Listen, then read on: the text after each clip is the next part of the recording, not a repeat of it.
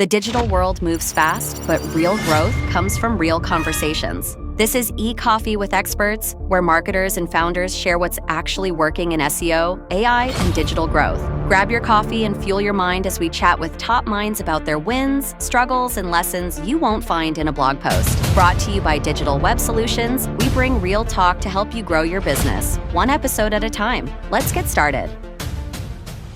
Hey everyone, Victor here again, back at you. Today I'm wearing orange because there's a very good reason to do so. Josh Sprague is here with us. He's the CEO of Orange Mud and Seven Clay. And of course, Orange Mud, orange, orange, orange. There we go. Josh, how are you There we doing, go. my friend? Doing fantastic. Amazing. So, first of all, thank you for the orange. Thank you for being here with us. Thank you for being such a nice person. The idea for our audience right now is why orange mud? I believe that's what they're thinking about. And why is Victor wearing orange? So Sure. let's reply to both questions. The reason why I'm wearing orange is because it's my favorite color, and of course, to pay homage to your company. But No, why don't we thanks. start talking about the things that you've been doing, the things that you're currently doing. And then, alas, I can, of course, introduce you better to the podcast itself. Just Sure. a quick disclaimer for those who are still not clicking in the links down below. Orange Mud is an outdoor gear company. Josh sells and designs outdoor gears for anyone who likes to walk around the mud. And Seven Clay, his other company, is a custom merch company. So everything merch wise,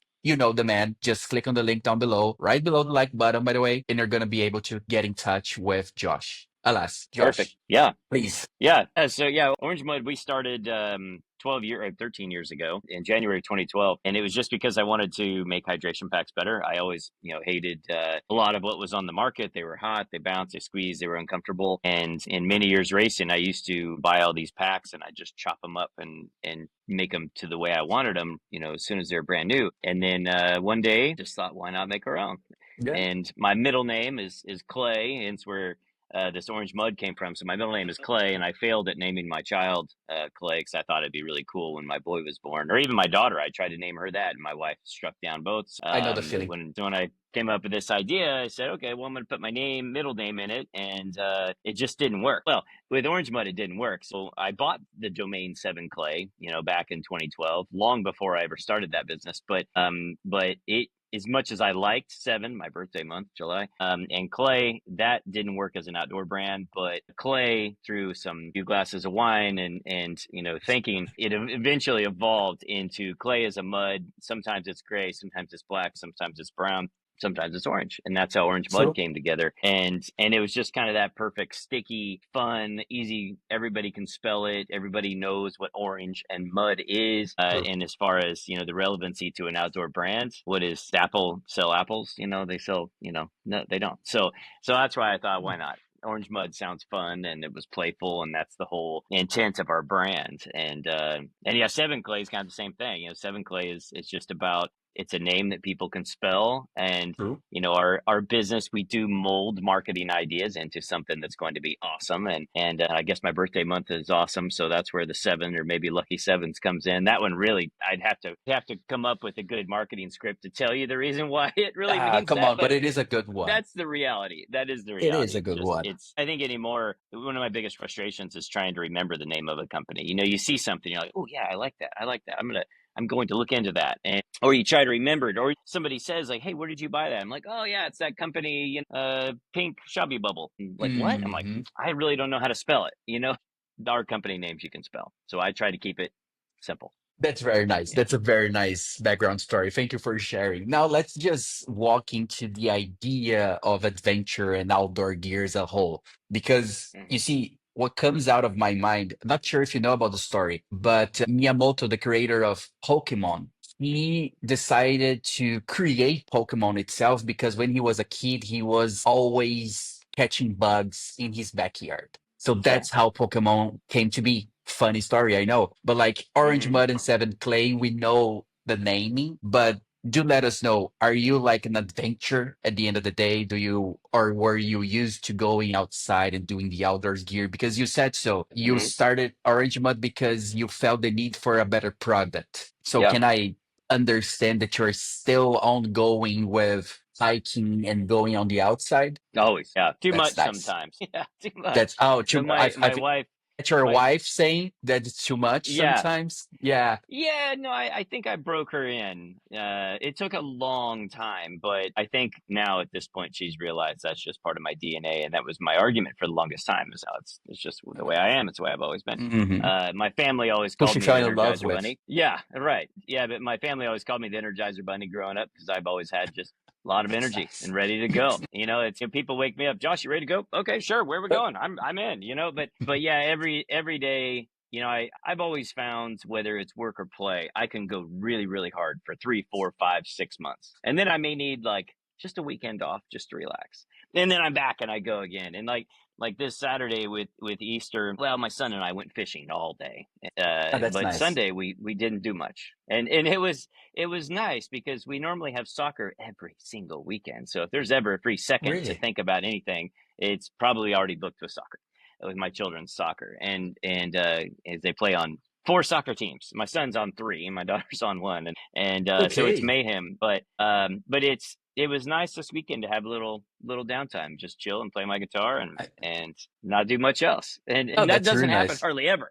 But yeah, when it comes to adventure, I'm always ready, man. It's full throttle. We fish, hunt, bike, run, hike, kayak. I mean, if there's something I can do, my new passion that I hope to acquire this year is I want to get my first off-road adventure bike, motorcycle. And I've always been a big passionate cyclist, and I mean I've done incredible distances and also tens of thousands of miles on the bike, probably 100,000, over 100,000 miles I bet on bikes. And I love that a lot, but it's to a point where I wouldn't mind going out on a motor, and rather than only being able to, especially as a dad to 2 young kids, or almost a 12 now and a 13-year-old, it's something that time is always my struggle, and I think that's what Hmm. most people have. And so it's been my new adventure is if I had an adventure bike, I could buzz out for 8 hours and cover 150 miles, but it's a lot harder to do that on dirt and do those big mileage like I like to do on a bicycle Yeah. when timing's a little more tight. So that's my new adventure. So yeah, I have too many hobbies, but I think because I have too many hobbies, I don't have enough, and is the way my mind works. I know it's an oxymoron. Nowadays, people are talking a lot about authority and the authority that a person can give away, especially in the business side of things, right? So, as you said, you are such an adventurous guy. You've been through it all: water, mud, earth. What about the sky? Do you like parachuting or skydiving or stuff like this? I would like to do it. Actually, I my would wife like to got me do it one. as well. Yeah, she got it for me. Actually, skydiving for my 30th birthday, and Uh, we went and we went through the basic training, and we were all in our kit ready to go. And then the big storm blew in, and we were ground delayed for like 4 hours. It was like every half hour or something there was a lightning delay or something. And 4 hours in, after we'd spent the whole day there, they were like, "Yeah, sorry, we no, can't go yeah, today." That's yeah. the rule. We had too many whatever lightning strikes, whatever. So yeah, I guess my one time I was supposed to go, I was ready, and then couldn't, and then I just chalked it up to I'll get to it later. So it Okay. sounds great. It sounds like a fun time, but I told my kids, like, when you turn 18, you can go skydiving. Well, I'll do it Yeah, then. But I got enough yeah, adventures that yeah. No, being that makes strapped sense. on to another human jumping out of a plane kind of sounds fun. That's the only I'm with downside you. to it. I'm with you. I'm also very much looking forward to the day that I'm gonna be skydiving. But I imagine that this was the universe telling you that that wasn't the moment, Yeah, right? it was not the May, not the thing. yeah, and it's a I good have thing too that you many decided to. dangerous, yeah, too Exactly, many dangerous hobbies. So exactly. But I've then defied come. fate way too many times. Oh yeah, I imagine so. But then coming back to you, why did I ask you this? Having authority in your name, especially when you're promoting and you are a brand that works related to that authority that you're giving out, is very important nowadays, especially as the market overall is overcrowded in every single niche, right? You Sure. have talking Yeah. about us, for example, we sell SEO services. We have several companies doing SEO services.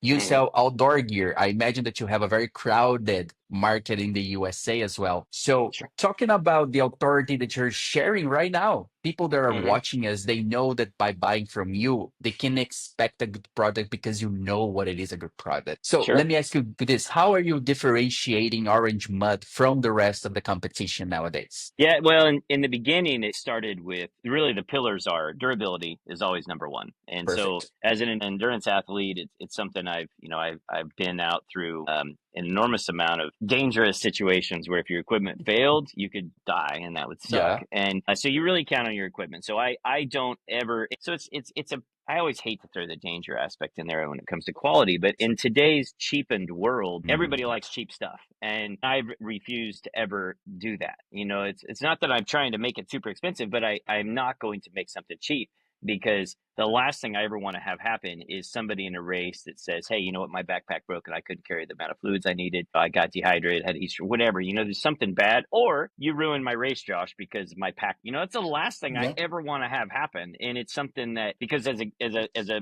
someone that's competed in bazillions of races, over 500 endurance races now, it's the last thing I would ever want to ever have as an excuse. But it's hard enough to finish these things. Your gear should never fail you. And there's a lot of, I'll just say, cheap junk on Amazon and Oh, that's and true. and That's whatever. true. And that's always been a frustration of mine. Like, why make something so temporary when you could just spend a few extra dollars and make it awesome and it's going to last you a lifetime? And so that's the quality's always been a number one focus of every single product I've ever released. We don't release things that are anything short of very long lasting products. And then so second, it's always been when it comes to hydration packs, that part of our business, which is the biggest part. It's about stability. And when Hmm. you go for a run, and this is where it's always drove me crazy because a lot of competition focuses on lightweight. Well, lightweight often tears and rips thoroughly. And when you read the magazines or various blogs and whatnot over the years, they're like, well, the Orange Mud's very well built pack, but it does weigh an extra 100 grams. And I'm like, okay, what's 100 grams when you have, freaking 5 pounds of water in the back of your backpack that is flopping around that you don't have stable? That 5 pounds is a giant difference. And so it's been kind of a frustration that I've always had over the years because a lot of people do focus on lightweight, lightweight, lightweight, lightweight, but True. they don't focus on in hydration stability. And so that's always been my right there with quality of my number 1.1 focus is stabilizing fluids. And then the Nice. third is always like accessibility. Am I going to have in this pack everything I need to be able to go for a run safely and make sure my keys are locked in a secure spot, it holds my fluid and accessories, and then that way you can just focus on your run and nothing else, or your bike ride and Hmm. nothing else. So that's really what does set us apart. And in 13 years, it really hasn't changed. That's nice. The market. I will say some of our competition, they have gotten better, which is great. I mean, I welcome competition and improving their overall stability. There's a lot that are still terrible, but there's definitely some brands out there that improve their quality and improve their durability. So I guess to say that one of the last things that we really, stuck to our guns on is supporting of the community. If you look, our teeny little brand compared to a lot of these behemoths, a lot of these Hmm. behemoths that we're fighting against, they're huge VC owned companies. We're one of the very few that's just my wife and I that own it, Ah, and that's that's so it. nice. But yet we have supported, I don't even know how many races, probably 1,000, probably more, I don't know, over the years. And in all the grassroots events and everything, most people, it's something you never get credit for as a brand. It's kind of frustrating because honestly, it's something that I care greatly about of supporting the community and nationwide with all of the smaller events and larger events. But most people don't realize us brands, we probably never make any money from the actual sponsorship. Sure, we get more Hmm. branding and marketing Yeah, and and people maybe a get to good know you. backlink or something, and Yeah. it's great. And every once in a while, maybe we'll make a profit on an event, but most is just because we care, and that's it. I mean, That's most of the events that I'm still actively sponsoring, I assure you, I am not making money from it. It's simply because I want to support the community. And again, most of these other giant brands, they give a crap less. Or if they hmm do, they sure aren't showing it because hmm I do find it comical how many events that we sponsor and yet none of the other brands hardly even show up ever. And yet you never hear that. So Oh it wow. is it is it is one of them things that as a small business it is, it's a love hate because you're like, man, I'm taking care of a lot of people and trying to help out and yes, and I'm not saying I don't get any branding out of it, but it's It's one of the points of frustration, I think, that is good marketing. It's what makes us different, and it's at the core of our beliefs. But yet, at the end of the day, you sometimes scratch your head thinking, should I just take that 100,000 that I'm giving away of free product and expenses and all this stuff, and just put it towards, I don't know, anything else? I know the But feeling. we Talking keep about going at you see, because talking about going to events and being there in events, one thing that takes longer and it's it. not tangible and you can't calculate immediately is word of mouth, right? But people will Right. be racing, they will see the brand, they will see you with the brand, Yeah. and people will be talking. So especially I believe in niche markets, word of mouth is very important. We Sure. already know how important it is for you to have a very good and well established product that is durable and that will keep running throughout the race. Hmm. But in regards to making sure that more and more people get to know you, apart from the events themselves, which is very important, mind you, I also agree and believe that even though sometimes, oh man, shouldn't I spend this money on ads, on SEO, or any other thing? I do Hmm. still believe that there's a very good campaign to be ran through word of mouth and through going literally on events. But let me ask you this. Do you have any other strategies that encourage customer referral, organic growth, customer loyalty, just to make sure that, okay, now they know me. Maybe Hmm. they bought their first kit. I don't know. Let's make sure Sure. that they stick around. Let's make sure that they are referring myself to other friends of them. Sure. Yeah. So we have a couple things. One, we have an ambassador program. Oh, that's awesome. It's close to 1,000 people, and which we organize through a Facebook group. And it's not like a lot of these ambassador programs where we're like, hey, come wear our stuff. We'll give you free stuff. It's never been how we've done it. We've always built it organically, and especially in the beginning, we didn't really know what we were doing. Even in the beginning, when we first started it, I kind of argued with my social media manager, saying, "Well, why would anybody want to do this? I don't understand." And she's like, "Well, Josh, you have a lot of very passionate people that love your brand." And I was like, "Okay, well, whatever. Let's try it out." And then next thing you know, it really was something I was spending probably way more time than I ever should have involved with the group, because it is really cool, because it started as kind of a group of super fans, I guess, but at the same time it was something that we used as a sense of community, like, hey, we're going to go to an event, who's going to be there? Or do you mind helping us on some product feedback? And then next thing you know, I became friends with bazillions of them. So it is something that side is really what I'm forever thankful to him, because it's really what started and got us our grassroots footprint.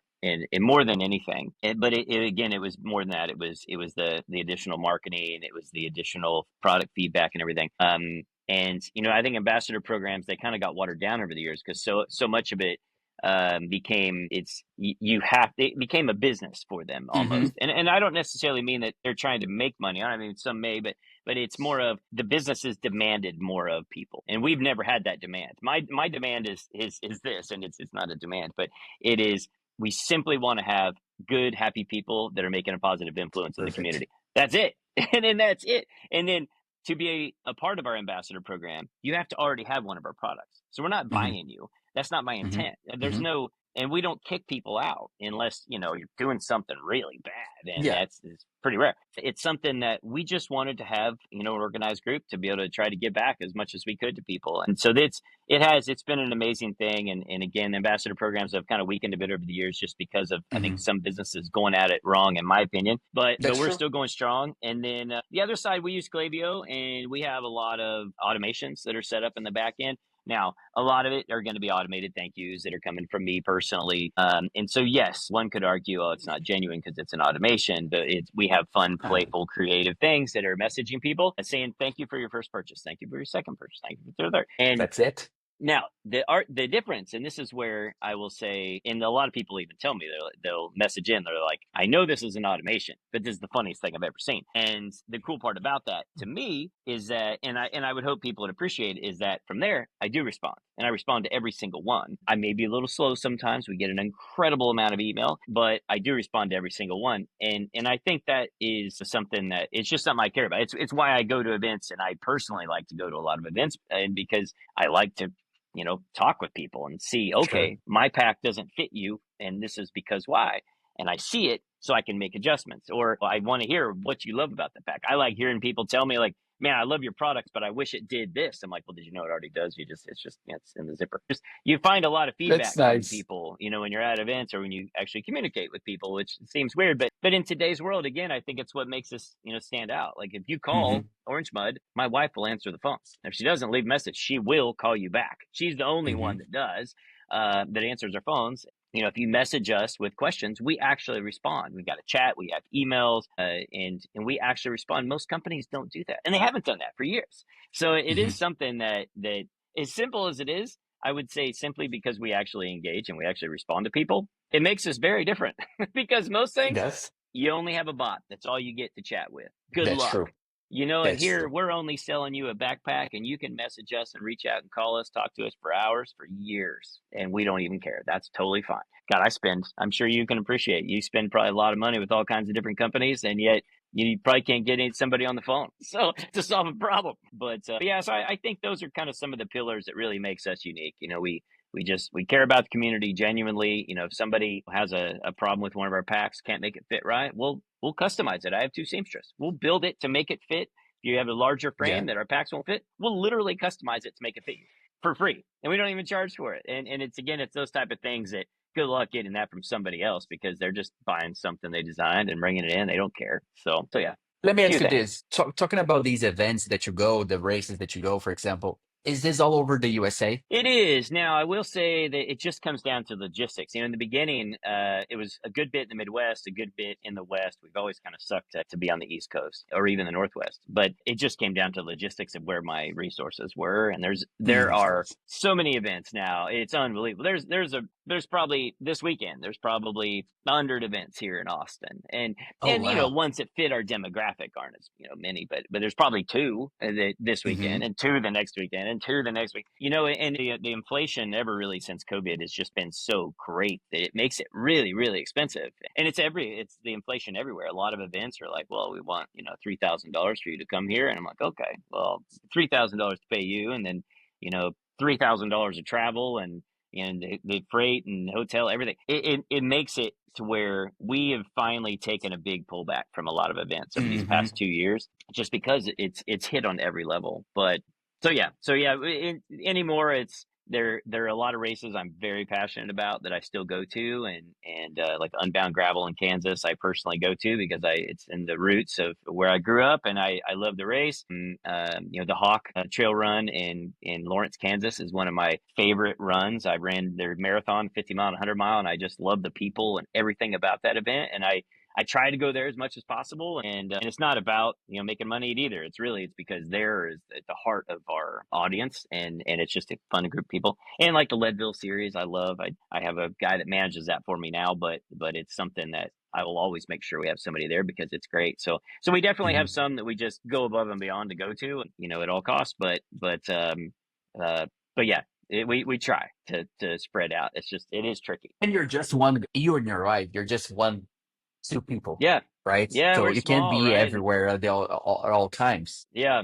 Yeah. Well, and I had a West Coast manager. He actually just retired, but he was a traveling fool for me, man, for years. He did a great job traveling all over for 10 years, 8, 9 years. It's been a long time. And he was an ambassador for us, and he worked for us. And he's helped me with both businesses. And then he started working with this guy, Jared, who manages a lot of our events now and travels around the country to events. So we still probably are active by best, I guess maybe 30 events a year. So it's still quite a bit, but Oh, it it's is. teeny in the percentage. But yeah, so we've had my buddy Chad in Michigan. He was covering a lot of events for us and all. But yeah, we just, like I said, we pulled back a lot from it. But yeah, we're still a small company. There's only so much budget to go around, and it's brutal. Talking about, in your words, being a small company and logistics was, Mhm. you said the key word that I was gonna push deeper into in regards to the product itself, logistics in regards to sending the products to your customers. Right now, you're in e-commerce, you're in the USA. I imagine some of your products might come from China. Barely. We have maybe a percent. It's a few of our tech shirts, just because they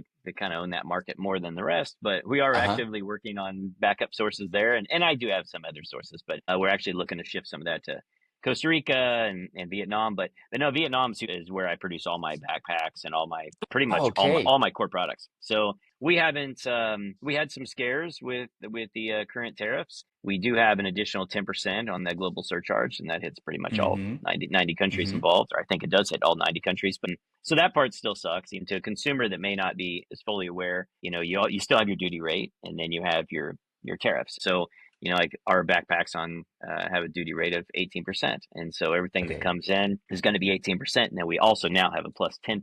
And it was plus 46% on top of that.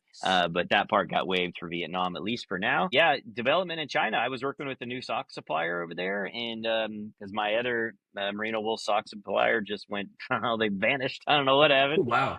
It happens sometimes. But I just kind of stalled all development because that duty rate of 245 plus 18 plus 10 plus well, I guess that would be it. That's a lot. It is. For now, that one's stalled, but yeah, it's a little wild. But we were very fortunate that in the beginning, well, we started USA made, and it Mm-hmm. just wasn't a scalable thing. The factories here there is not the depth in factories in the United They're not States ready to for that, produce right? textiles. Yeah. And I don't believe it would be really hard pressed to ever have sewing here. Could it happen with maybe AI robots? Maybe. I've heard the arguments. I'm like, okay, well, go find me the people that want to work, for not a lot. I think the part that consumers get confused about. And again, myself, even in the beginning, I produced everything in the US. I was all USA made, and I was gung ho on it. And I still am. I mean, I had 7 Clay. We do everything we can in our shop, and I'm passionate about it here in Texas. But that being said, when I went overseas, it was because I had an 88%,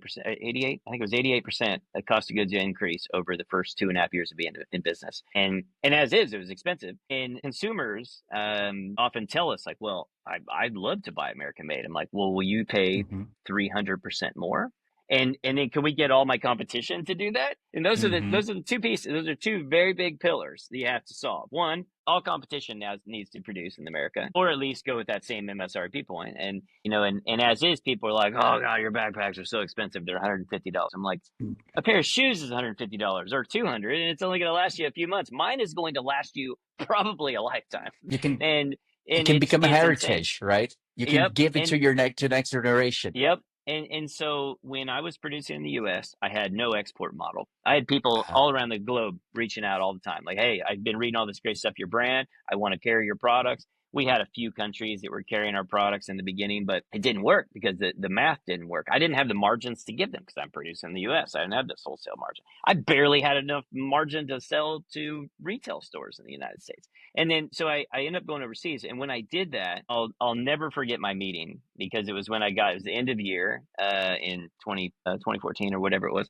And that's when I got my big spike of cost increase from my shops in California. And for those that don't know, most of your textile manufacturing comes from California and New York. We're two of the most expensive states in the country, California it and New is. York, who are also making a lot of, well, if anybody's being honest, it's mostly illegals that are in there sewing. So it's like, okay, am I doing the right thing by having illegal labor in the United States? It's American made. I felt like I was a liar anyway. Yeah, I know it may understand be that. somewhat unfair to say, and some people that's gonna ruffle feathers, but it's just the truth of the matter. And Mm-hmm. I knew it, but it's what are you going to do? I'm like, well, it's not like I can demand, hey, you sewing factory, I want you only to make all my stuff with USA people, citizens. And so anyway, when I went overseas, I'll never forget sitting there with my project manager at the factory in Saigon, and she apologized right up front. She's like, just so you know, all the prototypes we built for you out of your existing product that was made in my prototype lab. So they're not production grade, but it will be better in production. I looked at him, I was like, oh my God, well, you guys are amazing. The quality of this is the If this greatest is I've the ever seen. prototype, what is the I'm final like, one? yeah, I was like, how would it change? I'm like, I can't even stitch that good. If I sewed a straight line. And so I'll never forget coming out of there and calling my wife. I'm like, you're not going to believe this. Like, their quality it's next level. But why? They have 6,000 people there. And it's not the Mm-hmm. narrative. I think the narrative of, that you often hear echoed in media is that, all these people, they're sleeping on the floors and it's, dirty and sweatshop and everything. It's just not true. It's just, I'm sure there's places that are like that. Maybe it used to be like that, but like my factory, it's clean as a whistle. They give them lunch That's every nice. day. And you know what? Yeah, people may take a nap on the floor because they will do that. It's just like, it's a cultural thing in Vietnam. You go out there and it's like dark and and the whole factory will take a nap for 15 minutes after they had lunch, and then they wake up and they're back to work. I'm like, oh my God, that's amazing. You just had 6,000 people laid out. I mean, it is not what you hear. It is clean. It is awesome. It's great wage for what the market is great wages, compared to in culture. So yeah, I mean, I think overall, going overseas for me has just been an amazing thing. And we were lucky that we picked Saigon and Vietnam Yeah. years ago. I was in, and I can vouch for everything that you were saying, because I was in Saigon, I think a month ago, and I brought myself 2 T-shirts, very cheap. Okay, Hmm. especially when you convert, very cheap. And then I Sure. brought home. I told my wife about the shirt to show her the shirts, and we started comparing the shirts from Zara and Lefty, the brands very strong here in Portugal, in Europe, Hmm. against the one in Saigon, which I just bought like in a street fair. Yeah. I was like taking a look at the price and take a look at the material, and oh my God, if I Yeah. knew how good it was, I would have went to Saigon with a empty luggage. Yeah. 50 euros, $50 would be enough to change my entire wardrobe and Sure. donate away the shirts from Zara and Lefties, because the Saigon one are better. So I understand what Yeah. you're saying. Yeah, there's so much that, like on our 7 Clay side, I mean, we build custom apparel. People are like, I want the best t-shirt you got. I'm like, all right, cool. Maybe the next level, maybe the belt. It all depends on, Mhm. it's all personal preference. But ultimately, people are like, well, I don't want a cheap shirt. I'm like, well, just so you know, I'd be more than happy to sell you an expensive shirt. But some of the cheaper ones are literally the exact same as the expensive ones. And maybe there's a slight cut difference or whatever, but a lot of that stuff, they're made in probably the same factories. Yeah. It's just like, Orange Mud is I look at that as maybe a great example, because sure, am I getting it for far cheaper than I'm selling it for? Yes. But what you're paying for is the year's time of development it took us to build the product. I like, I've seen all these China videos. They're like, oh yeah, you want that Louis Vuitton, it only costs, I $12. was gonna mention the videos. And I get it. I can understand that. And I think most consumers get that. You're buying a Mhm. you're buying a brand, you're buying the quality, you're buying the, hey, I don't like this, or I don't want to The send after it back. I want to trade service. it out. You're Exactly. you're buying innovation. And if all you want to do is just copy innovation, I can go to Alibaba right now and I can buy most of my competitors' exact product if I want. With my Hmm. brand on it. I could do that Hmm. with a blink of an eye. And there's some actually fairly big brands that have done that over the years. So I'm kind of shocked where they've just copied other products and big brands. But the reality is you can do those things. But I think it's the big piece that's amiss in this whole tariff conversation right now is, what are we doing to fix, what are we doing to fix IP? Globally, if you can just go and knock people off and just sell it. We had somebody in I think it was Greece or something last year. They tried to patent one of my products that I've already patented, and I got a notice from a manufacturer and somewhere in Europe that said, "Hey, we got this patent application from a company, but it's not you, but they're acting as if they're you. Is this okay? Can we produce this?" And I was like, "Absolutely not." The global wars that we have in trade are mind numbing. And as a small business, it blows my mind. But at least if you're a giant enterprise, you've got a giant budget of lawyers you can throw at it. But Yeah. I have to pick and choose on my battles. So Yeah. there's I think there's some hopefully going to be some good things that are going to come out of it. But I'm not going to also sugarcoat it and say it's all going to work out great. I mean, as far as I know, it could put me out of business. The tariff Yeah. wars are a scary time, Hmm. and I'm the first to admit that, man. I hope Trump knows what he's doing on this, because A lot of people do. I think a lot of people are like, I don't A know lot how of this people is do. going to play out. But one of these days, I do look at, there's a lot of mayhem that we see in the markets, I in know. the product Yeah. markets, that I personally would like to see fixed, because I see what happens. I'll just put it this way: I see a lot of things on Amazon that aren't right, and it's usually aren't American companies that are taking advantage. Hmm. I'll just say it like Hmm. that. And it Hmm. chaps me to no end, because we do everything right. We believe in a proper moral code. Everything we do is by the book. There's a lot that's on Amazon that's not by the book, and it's cheated, Yeah. and Amazon lets it go. And it's not usually Hmm. American companies. It's frustrating. That's how Bezos made his money. That's how he made his empire, by not caring about Yeah. this. I'm Yeah. not, Just and let it I'm roll. not criticizing. I wish I had his fortune. Who am I lying to? Correct. I Yeah. wish I had, but Yeah. that's how he made it work. Let me ask you this before I come to my last question. As you literally said, we have the videos of Chinese saying, "Oh, you like like Louis Vuitton bags, so I produce the same. So social media is very much important right now, way bigger than we could anticipate 10 years ago. Social media is literally a part of our lives for the better and the worse, right? Yep. We have to be very much careful about it. But of course, those who know how to leverage it can make something very nice out of it. So, Mhm. in regards to even Orange Mud and Seven Clay, do you have specific or even general strategies that you like to use to make sure that your brand is being effective, shown all over the USA? Or because you mentioned the ambassador program, right? Mhm. But that's for those who bought the product. Well, what about those who are still not into it and that you want to make sure that they become ambassadors? What are you Yeah. doing right now to make sure this happens? Well, I'd say the first program that we've always had, or the first, I guess, structure that we have when it comes to our social media programs, are we are not a. I've always told the people that work for me, I'm like, if you ever bring anything political into our social media, you're terminated. No That's exceptions. perfect.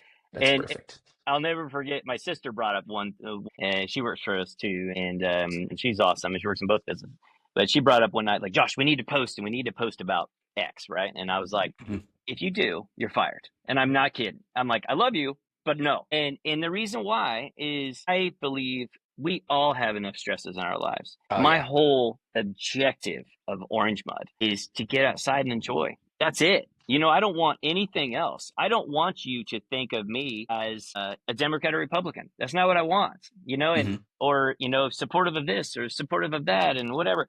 And it's not that we don't. It's not like I haven't taken a lot of grief over. I've lost friends over the years because they demanded that we posted for Same. X, or you need to ban this ambassador because I had some good friends of mine that I'm still blown away that our friendship ended by their choice because I wouldn't tell another person to change their mind, and they expected that I banned this person because of what they were saying, and I was like, I'm sorry, but why don't you open that dialogue with them? This is just a person. It's her views. Let it be. You have yours. I'm not telling you one way, and I'm not telling her one way. I want you all just to have an open conversation. And I think that's where social media will make you insane because it makes you It does. feel that you have to respond and you have to either support or defend. That is not our objective at all. I simply want people, when they look at our Orange Mud profile, I want them to see that person has a larger body type and they're wearing that pack.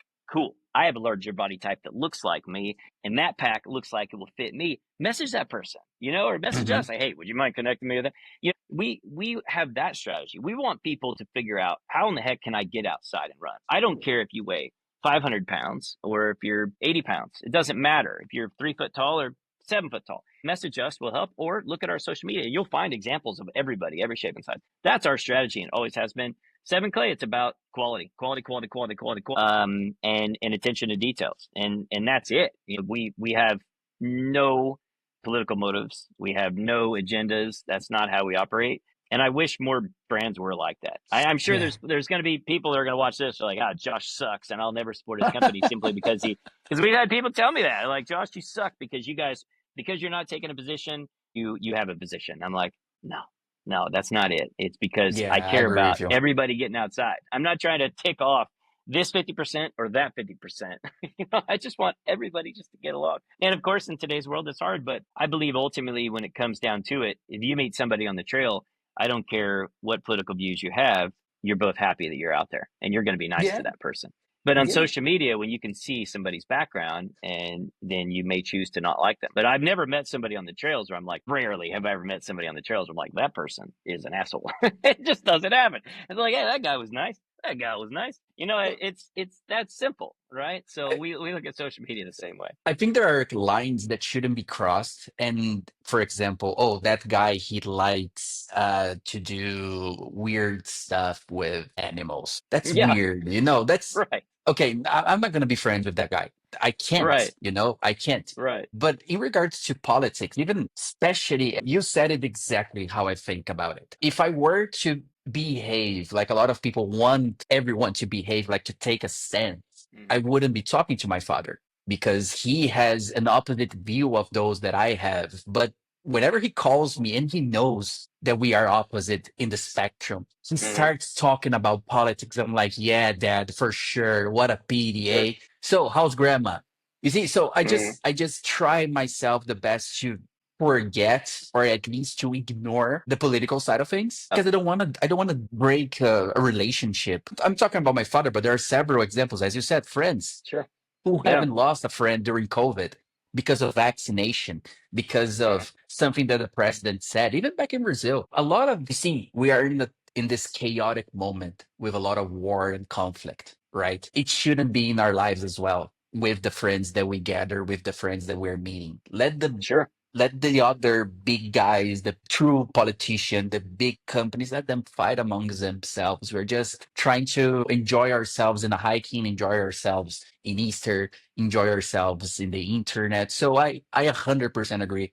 And I think Yeah. it's the best stance that you can take for sure. Yeah. Talking No, about it's too much chaos. it is too much, too much. And then, awesome. Talking about chaos and closing this up, as I was just saying, and as you agree, a lot of chaos, a lot of people with uncertainty of how they should do stuff, of what they should be doing. I was in Estonia a year ago, and the staff over there, one of the guys, he was 18, 19 years old, and he approached me and he was like, Victor, you seem like a nice guy. Can I ask you, what should I do in towards my life because I have no idea. I have no idea where to start. To see so many successful entrepreneurs in their 20s already driving Ferraris and driving Lamborghinis. And I get scared of trying anything at all and failing. So my Mhm. question to you, because you are an example of a successful story, especially with your wife, is for those right now that are watching us and that are planning on starting their own business, just like you did, Mhm. what would you advise them not to do instead of to do? Because I think that to do, you already made it very clear. No, make sure that you are looking for great quality products, that you are making sure that the customer support is very good,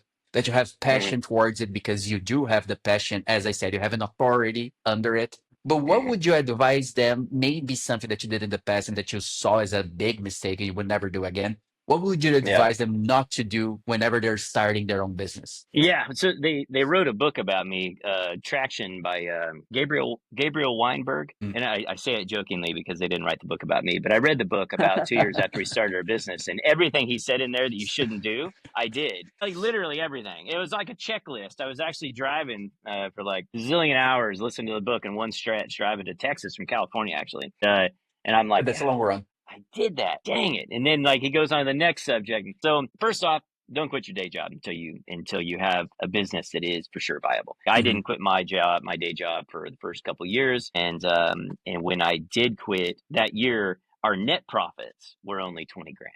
And in Okay. California, we spent that much in about 6 weeks just to live. So we didn't live in California much longer after I quit my day job. But I said, hey, you know what? I believe if I could actually put a full time effort into this business, I think we can make it go, even though we don't make hardly any money right now.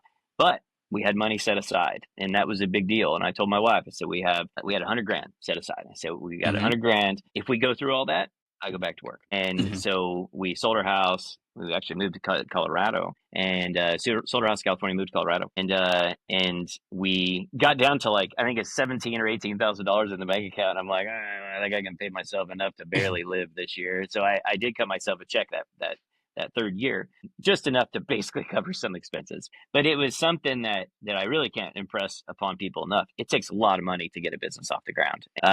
Maybe if you're a lawn mowing business, maybe I meet some people that their startup, and like on the Seven Clay side, we do a lot, all sorts of brands, and you see there's some businesses that you could probably do it. But if you're doing a product based business like mine, like if I place an order right now with my factory, it's not going to be here for 6 months, and I get to pay for that all up front. If I have $100,000 shipment come in, here goes $100,000 plus $18,000 of duties plus $12,000 to ship it. And then I get to set on it and sell and hope it sells. Right. So Hmm. money in the bank, I can't stress that enough. Keep a day job, like the second bank, really. But that's number one and number two. And then from there, I think for anybody that started a business, you immediately are like, I need to buy all this junk. And we have people come to us all the time. I did it too, but we have people come to us all the time like, man, I want to buy all this just junk to give away to people. I'm like, do you think that ink pen is going to make people buy more stuff from you? And Hmm. they're like, well, probably not. I'm like, do you think all those stickers you're going to buy are going to, now it's one thing from a marketing perspective. I get that. And I've given Hmm. away bazillions of stickers, but we get a lot of people that want to buy these little stupid things, right? We want Uh-huh. it cheap. I'm like, that's what you're going to get. You're going to get cheap result, which is Yeah. probably nothing. But But everybody wants to waste money in the beginning because you've already budgeted, right? So you're like, we're going to start a business. We're going to budget this money. We need to spend it. Well, first thing you need to do is build a great product or service. And then you need to figure out who your audience is and how I'm going to reach them. And then you probably need to be an expert at Facebook. It was something once I started the business, granted, we started in 2012. Facebook was around, but it wasn't. It was very much at the beginning. It was beginning, right? And so Yeah. I was by no means an expert in Facebook. I didn't even have an Instagram account at the time, but I don't think there was an Instagram account to have at the There time. may not have been, but it was Yeah. shortly after. It might have been right at that time. And because I did get one, we started in January 2012. I think by early 13, we were really, really pushing the Facebook and Instagram side. Instagram organic, but Facebook, that's all I did. I just studied, and that's all I did for the first like 2-3 years. That was my main. Honestly, to this day, it's still something that I constantly am studying, and I pay people to manage it for me. But it's brutal, and I think that's a piece that, man, you jump into business, everybody thinks that, like my son right now, he wants to start a business of making plastic fishing worms. I'm like, all right, buddy. So we're going to buy the molds and you're going to make these in our microwave and ruin our microwave and stink up our house and probably kill us of cancer. But we're going to sell them for $4 a package. If that $4 a package, if you're going to sell that online, it's going to cost us $6 to ship it. So how are we going to make that part work? Like, walk me through that. How are we going to get that AOV up, right? So you really got to write a business plan. I told him, I said, I'm all in. You want to make fishing lures, dude? Great. I think it's awesome. Support you. But you need to write a business plan. You need to, and I don't even care about like these crazy elaborate business plans like people talk about. I mean, like basic bare bones. Here's what it's going to cost. Here's what it's going to cost to sell it. And here's the average order value I think I'm going to get, and how I'm going to find the audience. I think if you just define some of those core pieces in a business, it may scare you away. But it may also make you say, oh, well, you know what? I'm going to need to make a bunch of different fishing lures, and I'm going to sell them as a kit, and it's going to be a $25 sale or a $40 sale. But you got to figure out things like that. I can't tell you how many times that we see it. We had a company come in to us on Seven Clay side a while back, and they were wanting us to fulfill a custom hot sauce for them. And I was like, hey, I'd love to help you out on that. But they're like, well, can you just do the fulfillment? I'm like, well, yeah, but I mean, how much are you selling that hot sauce for? And they're like, $15. And I was like, well, it's going to cost like $10 just to ship it. And they're like, well, there's cheaper ways, right? I'm like, not really. I mean, you got to have it packaged. It's going to take a bit of an expensive package. And I'm like, you're paying me to do it. You can do it on yourself. Maybe you get it down to $8. But I'm like, I'm not going to do it for free, so I'm going to make a couple bucks. I'm not getting rich. I was only like, I'll do it as a courtesy for your other products. But you could just tell they hadn't maybe walked through them pieces. And, we've all been in that. So it's no knock on them. I think it's the piece that you've got to figure out how you're going to sell it and who would buy it, how much it's going to cost to sell it. I think that's a piece that most people don't think about is what is the customer acquisition cost? How do I find them? How much is it going to cost to find them? And once you do that, it's a sad number because you start to realize an average order value, if you're having an average order value of $40, but it costs you $30 to convert them on Google or costs you $20 to convert them on Facebook, you don't have a business model. No. Not unless your product is free, it's a digital download. But it's a brutal market in e-com. That's why you'll see, just notice that everything you see for sale on Facebook is generally at least a $50 to $100 price point. If it's $50, it probably costs $3 or $4. If it's $100, it probably costs $20 or so. And that's just kind of the metrics because ultimately Facebook, it will cost you probably at $20 a transaction. If you're being honest with yourself, that's what it's going to cost, or more. And I think, man, if more people did that, it may at least help them to. I don't want to deter people because it really can be a deterrent, but it's not said like that. It's more of you got to think through how you're going to get there, how that channel is going to work, and I think that's more important than anything else. Because once you figure that out, then if you waste money on other things, maybe it doesn't matter. But if you don't figure that out, you shouldn't even be starting a business to begin with. But keep your day job, money in the bank, customer acquisition costs. Once you got that figured out, then that's the orange mud formula. Then there's only a million other things to cover, but that's at least the first part. For that we need a second, third, and fourth podcast episode just brutal. to talk about it. It is. Yeah. It is. As and a I'm business happy that owner- you managed to make it work. Yeah. Really. No, as a business owner, like my CPA was laughing the other day, and he's like, you guys have had a hard few years, and like you business owners have had a hard few years. You had COVID, and you had, the China tariff in the beginning back in, 5 years ago, and then now we have it again, and all these tariffs, and it's like, it's just, you just have these wild times. And so, Yeah. you just roll with it. So Yeah. is it fun? Yeah. There's days you're like, hey, at least we still have a house and a roof above our head and things are going fine. Look, you're the one who likes to walk on mud, so you True. got Yeah. yourself into what you like. That's Yeah. it. Yeah. That's I know. it. Well, Maybe one day I'll live in a tent down by the yeah. river. Just Do let enjoy the us know moment. when that moment comes. Do let us know. Yeah. Well, Get some Josh. Starlink. Oh yeah, they got some Firelink walk through. Which car do you have right now, by the way? An Tundra. F-150? No, but A I do have a Tundra. white Toyota Okay. Tundra. I live in Texas, so you got to have a white truck in Texas. Yeah, that's why I asked because usually for us outsiders, whenever we think of somebody in Texas, we think of a huge truck. Yep. And Yeah, it's usually Fords and Chevys. Or yes, more Fords and Fords. Chevys. That's it. That's it. No Cybertrucks. No, that's not. That's one that I am a guy that I have a boat and we fish a lot and I'm sure it'd be fine. But I grew up a kind of a country kid and I have always been one to travel to places that are pretty remote. I know all the You can't electric and to the vehicle. tank. Yeah, they Yeah. tell you, oh, it's fine. But I'm like, well, it may be fine on your type of road trips, but a lot of my type of Yeah. road trips, unfortunately, electric is not there. But if they make Yeah. a good electric truck that I can plug in at a boat ramp or something that'll give me a good charge, then I'm good. But I We're not still there engage yet. in I engage in quite a lot of rural redneckery exploring the world. So yeah, I That's stick to nice. gas burners for now. Well, Josh, look, it was amazing chatting with you. It was amazing getting to know more about your story, more about your company. I'm very much thankful for everything you shared. So, really, it was an honor. Thank you for being on the show. Thank you for sharing. Thank you for teaching us more about how things are working right now, especially as you said Sure, with the tariffs. It is a crazy world. But as I just said, you were the one who decided to go in the mud. So, at least embrace the mud the most that you can, right? every day. Thanks for having me That's on, it. dude. Of course. For everyone else, this has been Josh and Victor. Catch you later.